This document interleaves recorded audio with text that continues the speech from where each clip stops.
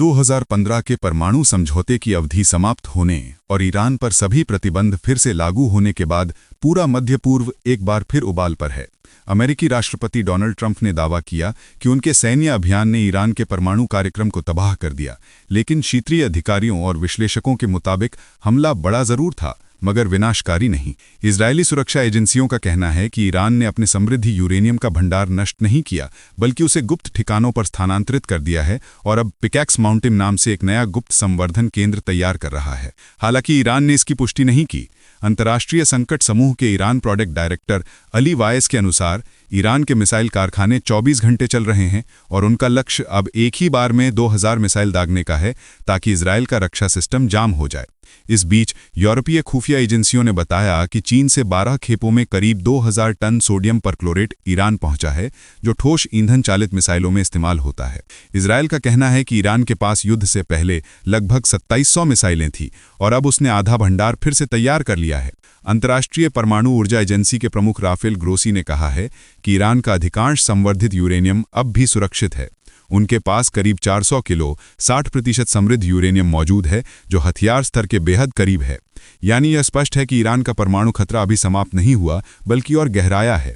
दूसरी तरफ पाकिस्तान के उत्तर पश्चिम में अफगान सीमा से सटे इलाकों में सेना ने तालिबान गुटों के खिलाफ भीषण अभियान चलाया है, जिसमें 20 उग्रवादी मारे गए हैं। यह अभियान उस समय हुआ जब दोनों देशों के बीच सीमा तनाव और जंगजुओं की आवाजाही को लेकर तनाव चरम पर है।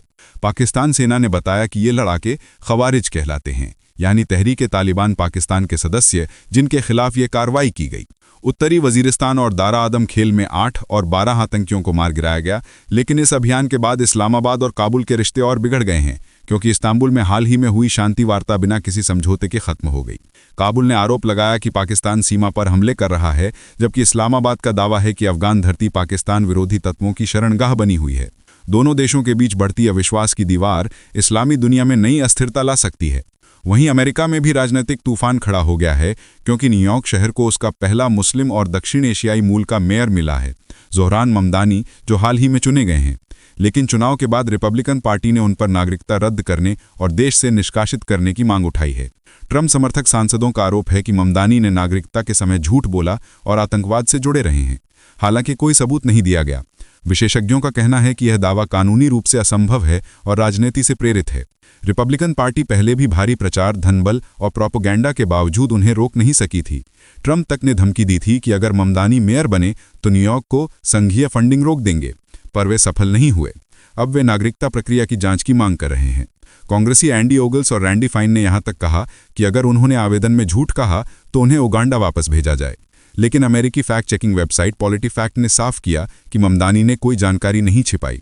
वे 1998 में बचपन में उगांडा से अमेरिका आए और 2018 में नागरिक बने।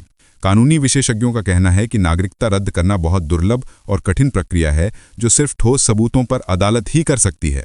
यानी यह मामला राजनीतिक प्रतिशोध जैसा दिख रहा है।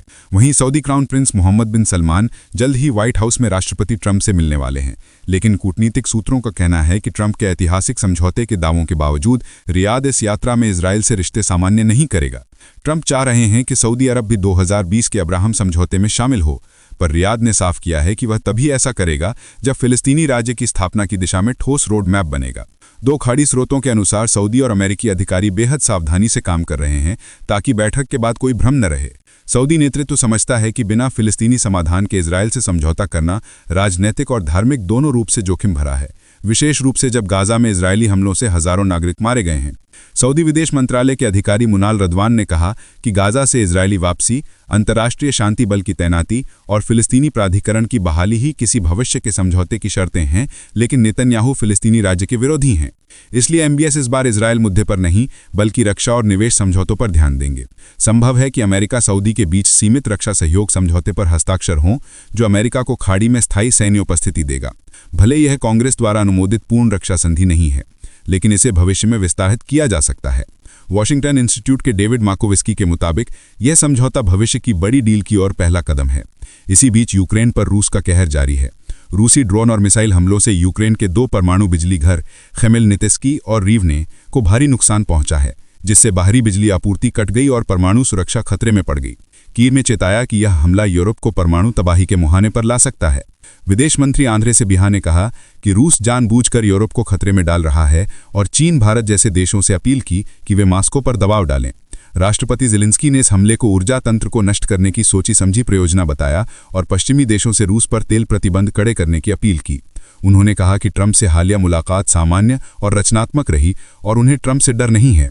सारी दुनिया ट्रंप से डरती है, लेकिन मैं नहीं, क्योंकि हम दुश्मन नहीं मित्र हैं, ज़ेलेंस्की बोले।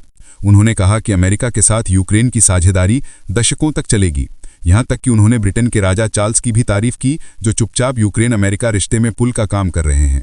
ज़ेलेंस्की ने बताया कि यूक्रेन अमेरिका से 27 पैट्रियट एयर डिफेंस सिस्टम खरीदेगा और यूरोपीय देशों से भी अनुरोध किया कि वे अपने सिस्टम अस्थायी रूप से दें। उन्होंने कहा कि जब तक युद्ध खत्म नहीं होता, कोई मदद पर्याप्त नहीं। हालात इतने बुरे हैं कि राजधानी कीव में राष्ट्रपति के मारिंस्की पैलेस तक में बिजली नहीं थी, फिर भी ज़ेलेंस्की मुस्कुराकर बोले, यही हमारी हकीकत है। रूसी ड्रोन हमलों से पश्चिमी यूक्रेन का बिजली ढांचा ढह गया है और स्टेट कंपनी सेंटर एनर्गो ने कहा कि उनका उत्पादन अब शून्य पर है। इस संकट के बीच अमेरिका यूके मीडिया संबंधों पर भी दरार दिखी जब ट्रंप ने ब्रिटिश प्रसारक बीबीसी को $1 अरब के मानहानि मुकदमे की धमकी दी। आरोप है कि बीबीसी के पैनोरामा डॉक्यूमेंट्री ने ट्रंप के भाषण को तोड़ मरोड़ कर दिखाया। ट्रंप के वकीलों ने बीबीसी को शुक्रवार तक वीडियो हटाने का अल्टीमेटम दिया, न हटाने पर कानूनी कार्रवाई की बात कही। इस विवाद के बाद बीबीसी के 2 शीर्ष अधिकारियों, डायरेक्टर जनरल टिम डेवी और न्यूज़ सीईओ डेब्रा टर्नेस ने इस्तीफा दे दिया। यह इस्तीफा तब आया जब द टेलीग्राफ अखबार ने एक आंतरिक रिपोर्ट उजागर की, जिसमें बीबीसी की रिपोर्टिंग में पूर्वाग्रह और संपादन त्रुटियों का उल्लेख था, खासकर ट्रांसजेंडर मुद्दों, गाजा युद्ध और 6 जनवरी के कैपिटल हिल दंगे से जुड़े ट्रंप के भाषण पर। ट्रंप ने अपने सोशल मीडिया ट्रुथ सोशल पर बीबीसी को भ्रष्ट पत्रकारों का गिरोह कहा और लिखा कि ये विदेशी मीडिया अमेरिकी चुनाव को प्रभावित करने की कोशिश कर रहे हैं। वहीं white house press secretary Karoline लिविट ने बीबीसी प्रमुख के इस्तीफे पर व्यंग करते हुए सोशल मीडिया पर लिखा, शॉट एंड चेजर, और पहले ही इंटरव्यू में बीबीसी को 100% फेक न्यूज़ कहा था। इस पूरे घटनाक्रम ने अमेरिका यूके मीडिया और कूटनीतिक रिश्तों में नई तलखी ला दी है, क्योंकि यह मामला सिर्फ पत्रकारिता का नहीं बल्कि 2 परंपरागत सहयोगी देशों के बीच विश्वास की दरार का भी प्रतीक है।